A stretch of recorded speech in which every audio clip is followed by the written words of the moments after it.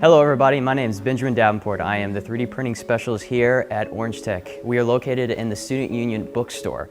We offer 3D printing for students, faculty, staff, and all kinds of different projects, even departments. The two main requests that I take is personal and projects. Personal, we charge by the weight at an affordable price at 8 cents a gram. You can bursar it. But for when it comes to school projects, it is completely free. Just make sure that when you list the request, that you list your professor's name and the class you're using it for.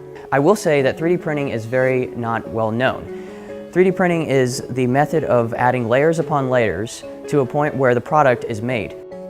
Within this, there are some things that I need to clarify. We have a variety of different colors that we can choose from. You can print very large items, which I've done in the past. Some things you might ask yourself, I have an item that I want to print, but I have nowhere to find it. Well, there are two main sites that we can get most of our resources from. A website called thingiverse.com and another website called myminifactory.com. These two websites I have used many times to pull my 3D models that I have printed in the past. I do, however, take models from engineers, architects, and designers. So the final question is, how can I sign up? And where can I use this awesome program?